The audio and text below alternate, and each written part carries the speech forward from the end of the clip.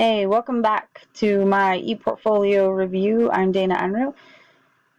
As you can see here, here's my personal information and a little bit of my background. I'm 41, a wife and a mother of 5 daughters. My oldest daughter just graduated high school, and she's getting ready to attend Fort Hays State University in the fall, majoring in criminal justice. She one day wants to become a federal officer, so she definitely has her head on straight and knows where she's going. I've taught pre-K, K, first, fourth, and fifth, as well as being a one-on-one aide for a monolingual and an autistic student. I've coached track and been a class sponsor. I'm active in the PTO as well as the Booster Club in our district. And I became a teacher because I loved my children and I love children in general, but I fell in love with administration through a program called SCAP, Student Centered Accountability Project. It's in its first couple years here in Colorado, and through that project, it's going to hopefully set up a system of accountability similar to the one you guys have in Kansas, where it's more done on a rubric style than it is just on high stakes testing. So here are my professional goals. My ultimate 2 professional goals are to become a superintendent of schools one day in my home district, as well as working along the way to lobby and help to make education better, not just at the local but at the state level. My personal goals, which are listed over here, are really an affirmation for myself to keep in mind that I need to take care of myself so I can take care of others. If I burn myself out, there's no way that I'm going to be able to work with other people. Let me get to my philosophy of education here. So here's my philosophy of education. I could read it all, but we'll go through it later. I am a participative, autocratic, authentic leader, which is a lot to say, but basically it just says that I possess a lot of qualities that I think are amazing. I think you should be honest, respectful, communicate, and result-oriented and test-driven to make sure that you can get the points that you want out of your staff. This is my program of study, which will blink away here in a second for some reason. But I started my program of study in June of 17 and finished in July of 18, which has been a whirlwind to say the least, but I've really focused, and I wanted to get it done this fast because my daughter is starting school in 1 month. Oh my goodness, she's starting college. So I wanted to be done before she started, so I really had to buckle down and get focused. So this is my resume. I rolled it up so you can see like my home address, but this is where we are with my jobs. I am currently 4th grade teacher. It shows the things that I do, which is just a real highlight overview. One thing I did want to make light of is the East Cheyenne County Rec District. I'm the swimming pool manager in the summer months, and some people will be like, "Oh, why would you list that?" But a lot of the things I do for that job and in that district, that rec district, really correlate back to my goal as a administrator. I hire, I train, I schedule, I supervise staff, I handle money, I handle the public. I'm the one who's responsible for repairs and upkeeps of facility. I'm also the one who's responsible for training and making sure that my staff knows how to handle emergent situations well, as well as reporting to board members. There's a lot of things that I do for that job that is not school related that actually I think have really helped me prepare myself to become a better educational leader. Here's the rest of my experience. I have a fly. Here's my Fort Hays State. It shows here that I passed my principal's exam already. Here's my undergrad for elementary ed. And then here is my associates that I actually did years and years ago. So you can see that I am tailored for elementary. So this is why I'm looking for elementary principal license first. And you can see down here in my awards and stuff that I was inducted into Phi Kappa Phi this year, which was a huge honor. And then here's some of the certifications I have and extracurriculars I do. Get back up here. My annotated bibliography, I can go over later in length, but I've recorded this more than once because I didn't really get the time I wanted to focus on my practicum. So these articles were really good, and what I chose to do is pick articles that helped kind of guide me to be the kind of leader I wanted to be. Um, I really enjoyed this project, which I honestly was not looking forward to. And I found a lot of really good articles and reference points that I would like to build staff developments off of in the future from this project. All right, so here is my practicum for my elementary. This is what I chose to do for job shadowing. So my favorite thing I did for my practicum was job shadowing. And I spent 2 days with each principal in the district, as well as our athletic director and our dean of students, because I really felt like it would give me a more authentic picture of what I was looking at for the job. She is by far, the elementary principal is the busiest principal we have in the district. She needs to delegate. She is very much has her fingers in every pie. Amazing lady. Really, really love her. She does a great job, but man, was that intimidating to spend a couple days with her. Really gave me an authentic picture of what I'm looking at. So in this one, this is the minutes for my mindsets team. I am in love with 7 mindsets. I'm actually on the district leadership team for that. And what that is literally changing how kids think about themselves, so they change how they think about everything else they do. A really neat positive behavior program, and we've instituted it district-wide, not school-wide, but district-wide.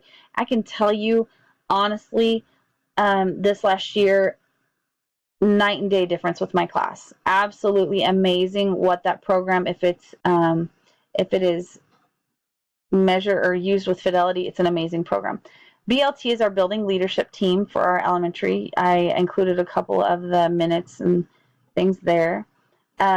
These observation forms you can see here, I spent time after my couple days with my principal, and I went through and we updated our staff evaluation forms, which is this one, and then we did observation forms, as well as there's another BLT. Here's a preschool night, or I was on the accountability program for the preschool.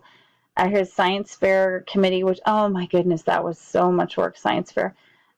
So 4th grade, we only had 64 kids, which doesn't seem like a lot maybe, but when you're looking at 64 kids, 64 science fair projects, 64 different science fair projects, it is a lot of work for just that, for that one grade, and then every other grade has theirs as well. It was a lot of work, but a lot of fun as well. Our literacy night was a lot of fun too. This year we focused on Dr. Seuss, and it was a lot of fun. It was a really good time. I was also a one-on-one tutor for suspended students this year, which I found incredibly rewarding. Got absolutely no pay for, which is fine, which I didn't get paid for any of these, but really neat kids who just needed some extra attention to really feel like they were valued and feel like they had a place in our school. These two, I co-wrote policies for LICE as well as health and wellness policies in our district. And I put it under elementary because these policies were to go in, I mean, they're district policies, but we're using them in the elementary. So one thing I want to make mention here is that I did these because we needed them in our district. We really did. But the thing that came out of these more so than just the policy was that I found that our school nurse felt undervalued.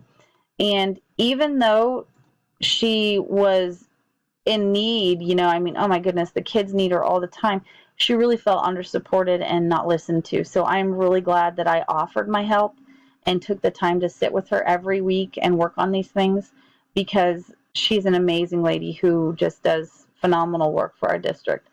So these observation forms are secondary, so they're at the high school level. I could not obviously use the actual, these are just my handwritten notes from when we were walking through classes, but I couldn't use the actual eval forms because of confidentiality. But we I spent a day evaluating the high school math as well as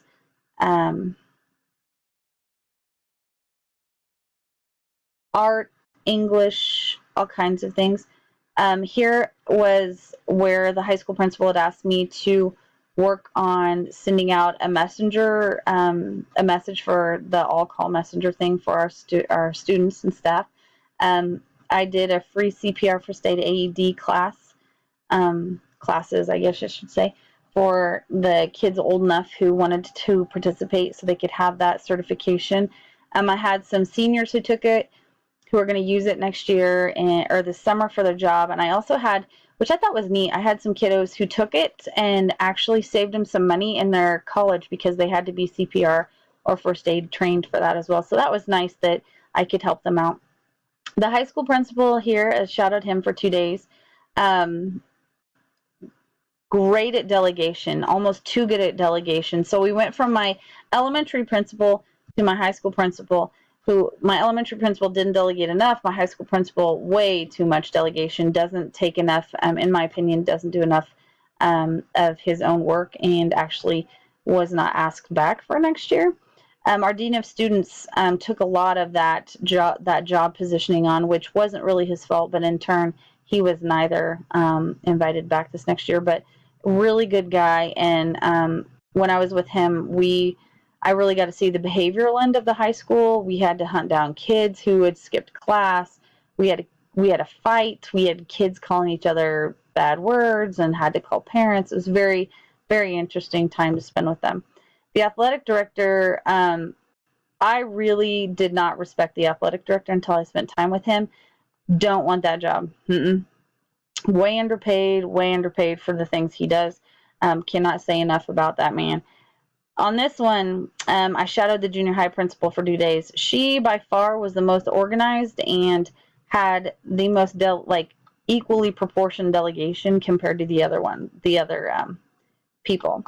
So here's my district, and I'm just going to highlight it real quick because I need to get to my review. But I was fortunate enough to work on our evals, which were walkthrough forums, and we were going to try and we're working on making them electronically based, so we don't have to have paper forms. Like every principal can just go online, click it, and it's automatically attached to your yearly evals. It's really neat. And this is the Cooper Clark grant that I worked on, that I co-wrote.